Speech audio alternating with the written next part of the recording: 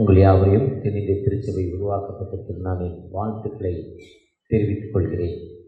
இந்த நாளில் கூட யூனிட்டி என்பது ஆண்டவர் படைப்பு ஒவ்வொன்றுக்கும் ஒரு யூனிட்டியை கொடுத்திருக்கிறார். செம்மரம் அதிக விலை கூடியது தேக்கு மரத்தை போல, தேக்கு மரத்தோட அதிகமான விலை செம்மரம். செம்மர கடத்தில் நிறைய பேர் ஆந்திராவிலேருந்து மாற்றிக்கிறாங்க. அந்த செம்மரம் இருக்கிறதுலே அதிகமான வருஷங்கள் வாழுமா, 125 ஆண்டுகள் வாழுமா. ஒல்லியாக இருக்குமா, ரொம்ப உயரமாக இருக்குமா. அந்த செம்மரத்துடைய வேர்கள் ஆழமாக பூமிக்குள்ளே போகாதான். அது தரையோடு படர்ந்து இருக்குமா, பக்கத்து மரத்தோடு தன்னுடைய வேர்களை பின்னி இணைத்திருக்குமா.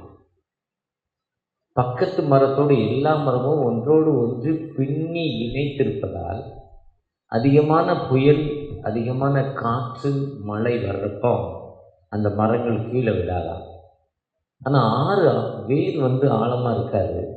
வேர்கள் படர்ந்திருக்கும். படர்ந்திருக்க வேர்கள் பக்கத்தில் இருக்க மக்களோடு தொடர்ந்து ஒரு வேரோடு வேறு பின்னி இருக்குமா. அதனால் அந்த மரத்துடைய லைஃப் இருக்கிற மரத்தில் அதிகமான வருஷங்கள் இருப்பது செம்மரம், 125 ஆண்டுகள். அதனால் செம்மரம் ரொம்ப விலை அதிகம். அடுத்தது மரத்துக்கு மிருகம் விலங்கினங்களுக்கு மற்ற படைப்பு உயிரினங்கள் பார்த்திங்கன்னா எறும்பு, கடி எறும்பு என்று சொல்லுகிற அந்த சிவப்பு எறும்பு. அதில் ராணி எறும்புங்கிற ஒரு பெண் எறும்பு உண்டா. 6.5 ஆண்டுகள் உயிர் வாழுமா. ஒரு நாளைக்கு 3500 முட்டைகள் எடுமா. 3500 எக்ஸ் அது ரிலீஸ் பண்ணுவான். 6.5 ஆண்டுகள் உயிரிடுமா. அதனுடைய வேலை உணவு உட்கொள்வது, தூங்குவது, முட்டையிடுவது. அந்த வேலை வேலை பெண் அதில் ராணி எறும்பு என்று பெயர். ஆண் எறும்புன்னு ஒன்று இருக்குது. அது 6 மாதங்கள் மட்டும்தான் உயிர் வாழும். ராணி அந்த எறும்பு, பெண் எறும்பு 6.5 ஆண்டுகள், இது 6 மாதங்கள். இதுவும் ஒரு வேலையை செய்யலாம். அந்த பெண் எறும்போடு தான் இருக்குமா, வேறு வேலையை செய்யலாம். அதில் வேலைக்கார எறும்புகள் என்று மற்ற எறும்புகள் இருக்குமா. அதனுடைய லைஃப் 1 மாதம் தானா. ஆனால் அதுதான் அந்த குழந்தை குட்டிகளுக்கு உணவு ஊட்டுவது, உணவை தேடி கொண்டு வருவது, பொறித்த குஞ்சுகளுக்கு சாரையாக கடந்து செல்வது இந்த மற்ற எறும்புகளாம். இந்த எறும்புகள்கிட்ட என்ன இருக்குன்னா, திடீர்னு காட்டாற்று வெள்ளத்தில் இந்த எறும்புகள் மாட்டிச்சுன்னா அந்த எறும்பில் ரோமங்கள், முடி இருக்குமா. தண்ணி பட்டோன்னே அந்த முடி பலூன் மாதிரி மாறிடுமா. அதனால் அந்த எறும்பு தண்ணியில் அமிழ்ந்து போகாதான். பலூன் மாதிரி, ஜாக்கெட் மாதிரி அந்த பலூன் மாதிரி மாறிடுமா. அந்த எறும்பு சற்று வேகமாக பிரிந்தாலும் ரொம்ப வேகமாக ஒன்று சேர்ந்து விடுமா. வேகமாக ஒன்றிணைந்து போயிடுமா அந்த எறும்பு ஒன்றோடு ஒன்று பின்னி முன்னால் சாரையாக எறும்புகள் கடந்து செல்வதை நாம் பார்த்துருக்கிறோம். ஒரு எறும்பு பின்னால் ஒரு எறும்பு.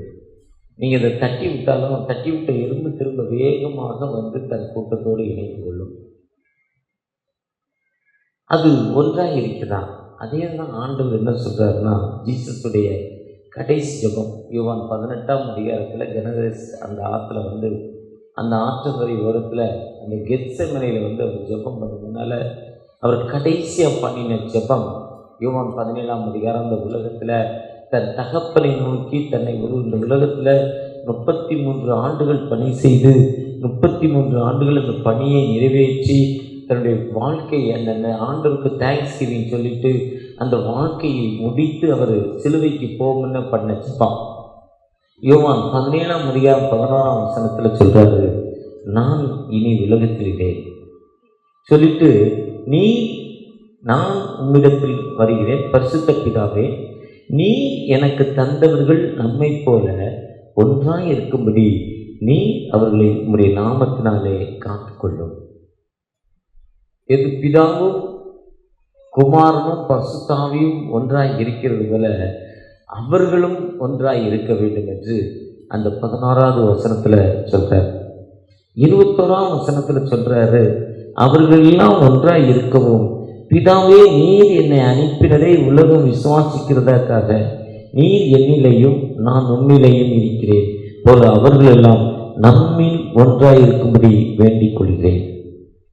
22ஆம் வசனம், நாம் ஒன்றாய் இருக்கிற போல அவர்களும் ஒன்றாய் இருக்க வேண்டும். இந்த பிரிவினை வாதம் மனிதன் உருவாக்கிய நாளிலிருந்து ஆதியாகமம் 13ஆம் அதிகாரத்தில் ஆபிரகாமுக்கும் லோத்துடைய வேலைக்காரங்களுக்கும் பிரிவினை வந்துச்சு, சண்டை வந்துச்சு. அப்பா ஆபிரகாம் கூப்பிட்டு சொல்கிறாங்க, நம்ம சகோதரர்கள் நாம் ஒன்றா இருக்கணும், வேலைக்காரர்கள் நிமித்தம் ஒன்றாக இருக்கக்கூடாது என்று நம்முடைய எல்லைகளை பிரித்து கொள்கிறாங்க. ஆதி தகப்பன் ஆபிரகாமோடே அப்படிப்பட்ட ஒரு உடன்பாடு வந்திருக்கு. ஆனால் அந்த மக்கள் ஒன்றாய் இருந்ததெல்லாம் ஆதியாகமம் 11ஆம் அதிகாரத்தில் பார்த்தீங்கன்னா, பாபேலுங்கிற பெரிய கோபுரத்தை கட்டுறாங்க. மழையினால் அந்த பூமி அழியக்கூடாது என்பதற்காக அந்த மக்கள் ஒன்றாக இருக்கிறாங்க. ஒரு யூனிட்டியாக இருக்கிறப்போ ஒரு வளர்ச்சி. திருச்சபையில் ஆயர், செயலர், பொருளர், எம்டிசி மெம்பர்ஸ், திருச்சபை மக்கள் எல்லாம் ஒன்றாய் சேர்ந்து Sunday school, youth and choir, பெண்கள் ஐக்கியம், ஆண்கள் ஐக்கியம் எல்லாம் ஒரு யூனிட்டி இருக்கிறப்போ அந்த திருச்சபையுடைய வளர்ச்சி ஒரு பெரிதான வளர்ச்சியாய் காணப்படும். அந்த யூனிட்டியை விரும்பும் ஆண்டவர். ஆண்டவர் எப்பவுமே அதுதான் சொல்றார். சங்கீதம் 133 சகோதரர் ஒருமித்து வாசம் என்பது எத்தனை நன்மையும் எத்தனை இன்பமானது. சகோதரர் ஒருமித்து வாசம் என்பது அதுதான் 1 கொரிந்தியர் 11ஆம் அதிகாரத்தில் சொல்றாரு. 1 கொரிந்தியர் 1ஆம் அதிகாரத்தில் சொல்றாரு நம்ம எப்படி இருக்கிறோம். 1 கொரிந்தியர் 3ஆம் அதிகாரத்தில் பிரிவினை வேண்டாம். வாசிக்கு கேட்ட 1 கொரிந்தியர் 3ஆம் அதிகாரத்தில் நோ டிஃபரன்ஸ், நீங்கள் உங்களுக்குள்ள பிரிவினை வேண்டாம். நாம் பிரிவினை இல்லாமல் ஒன்றாக இருக்க ஆண்டவர் நம்மை அழைக்கிறார். பிரிவினை இல்லாமல் நாம் ஒன்றாக இருக்கவில்லை. அதுதான் நம்முடைய ஆராதனை முடிந்த பொழுது அந்த பரமைப்பு நிபர்கள் எல்லாம் ஒன்றாக இருந்து ஒன்றாக இருக்க ஒரு பிளஸ்ஸிங், ஒரு வாக்கு தத்தம் கொடுக்கப்படுகிறது. ஆண்டுடைய ஜெபத்தை சொல்கிறப்போ பரமண்டலில் இருக்கிற எங்கள் பிதாவே, உம்முடைய நாமம் பரிசுத்தப்படுவதாக, உம்முடைய ராஜ்யம் வருவதாக, உம்முடைய சித்தம் பரமண்டங்கள் செய்வது போல பூமியிலும் செய்யப்படுவதாக, எங்களுக்கு விரோதமாய் குற்ற செயல்கள் மன்னிக்கிறது போல எங்கள் குற்றங்களை எங்களுக்கு மன்னியும். நம்ம பிறரை மன்னிச்சாதான் ஆண்டவர் நம்மை மன்னிக்கும் ஆண்டவர். அழகாக அவர் ஜெபத்தில் சொல்கிறார். அப்போ மன்னிப்புங்கிற ஒரு ஃபர்கிவ்னஸ்ங்கிற ஒரு தன்மை வந்துச்சாலே அந்த ஒரு யூனிட்டி அங்கே வந்துச்சு. அதனால சிலுவையில் கூட அவர் பிதாவே இவர்களை மன்னியும் என்று சொல்லிட்டு மன்னிக்கிற ஆண்டவர் தன்னை காயப்படுத்தின மக்களை, தங்களை துன்பப்படுத்துகிற மக்களை, தன்னை விரோதமாய் பேசுகிற மக்களை அவர் அங்கே மன்னிக்கிறார். அந்த மன்னிப்புடைய தன்மை தன்னுடைய ப்ராக்டிக்கல் லைஃப்பில் அங்கே ஃபர்கிவ்னஸ், மன்னிப்பு கோரும் அந்த கல்வனுக்கு இன்று நீ என்னோடு கூட பரதேசில் இருப்பாய்ங்கிற ஒரு வாக்குத்தத்தை கொடுக்கிறார். அவர் மன்னிக்கும் கடவுள்.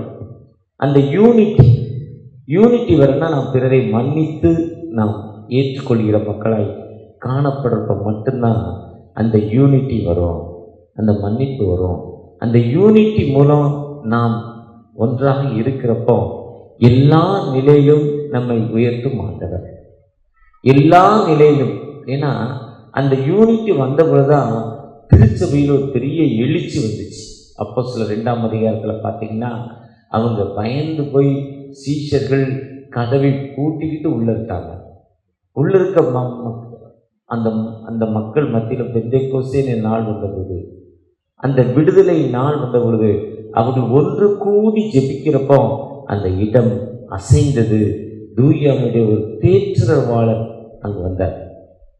அவர்கள் ஒன்று கூடி ஜெபித்த பொழுதுதான் அவர்களை தேற்ற ஒரு தேற்றரவாளன் அங்கு வருகிறார்.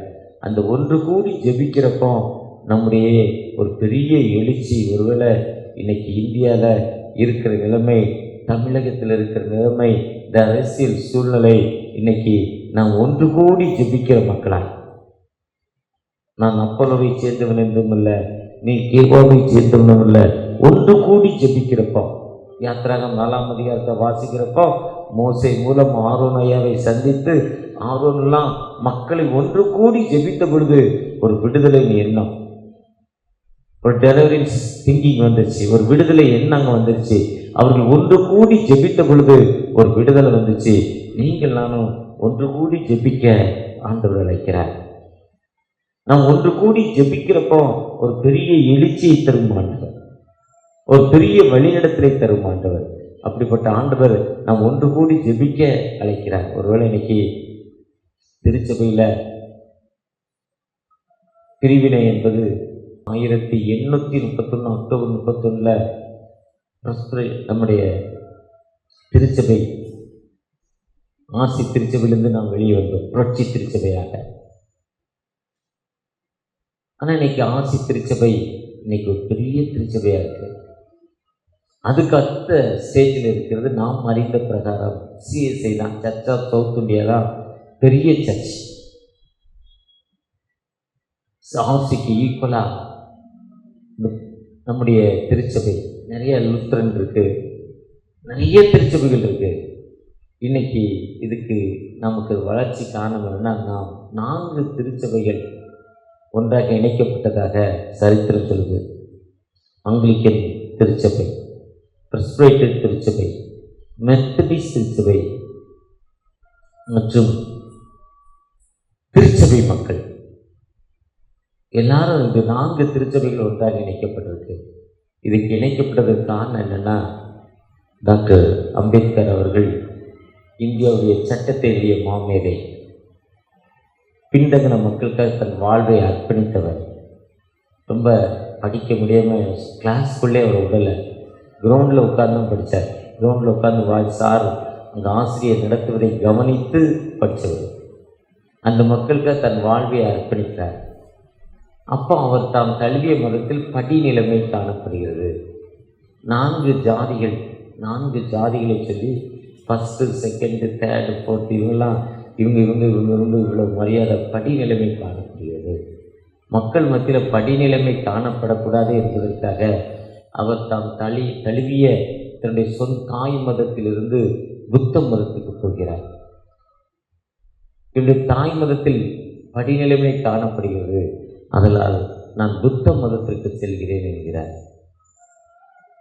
அப்போ அவரை IMSுடைய ஃபவுண்டர், NMSுடைய ஃபவுண்டர் வேதநாயகம் ஆசிரியர் சாமுவேல் அவர்கள் சந்தித்து, நீங்கள் ஏன் புத்த மதத்துக்கு போறீங்க?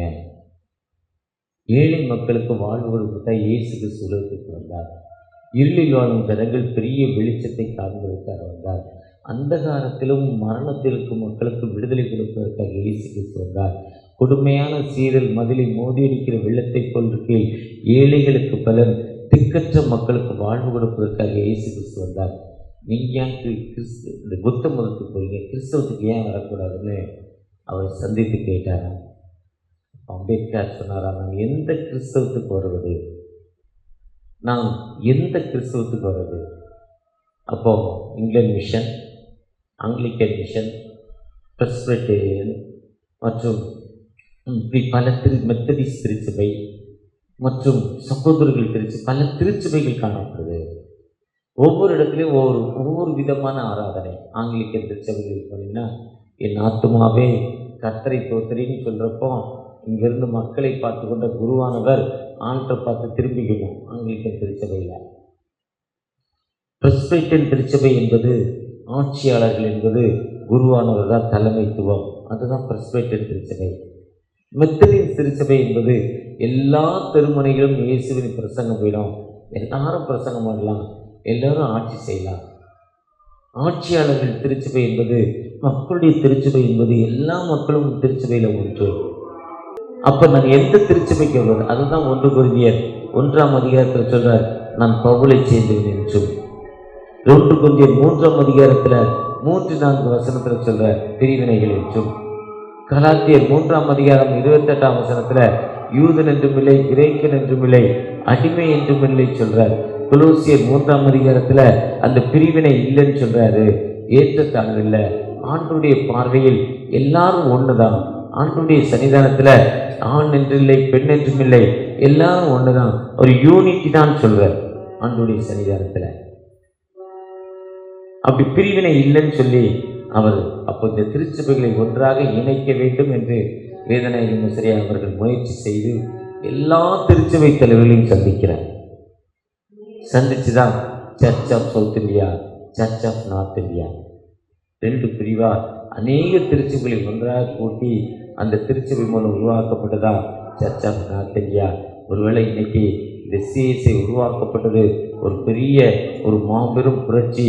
அதுதான் நம்முடைய அன்பு பேராயர் அவர்கள் சொல்கிறப்போ என்ன சொல்கிறாருன்னா, அப்போஸ்தலர் 2ஆம் அதிகாரத்தில் 5 பெந்தேகோஸ்தே நாளில் எப்படி ஒரு பெரிய எழுச்சி ஏற்பட்டுச்சோ அதே மாதிரி இந்த திருச்சபை உருவாக்கப்பட்டது.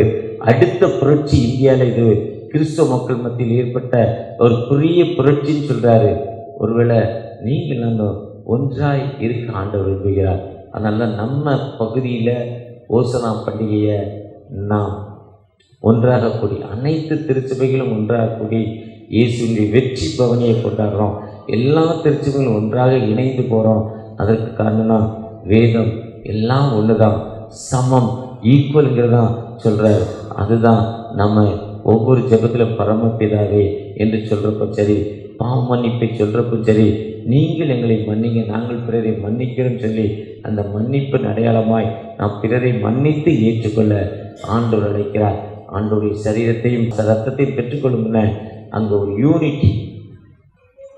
யோவான் 13 சொல்கிறார், தன் கால்களை கழுவி, சிஷ்யருடைய கால்களை கழுவி நாம் ஒன்றாக இருக்கிறோம்.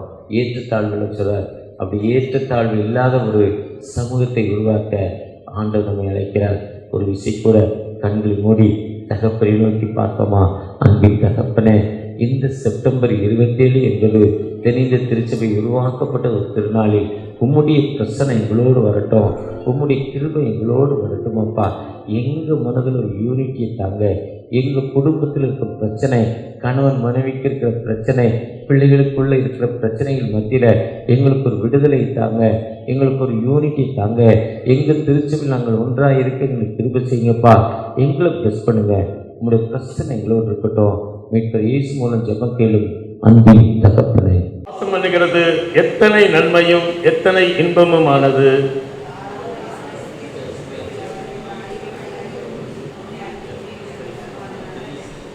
யாவரும் சேர்ந்து வாசிப்போம்.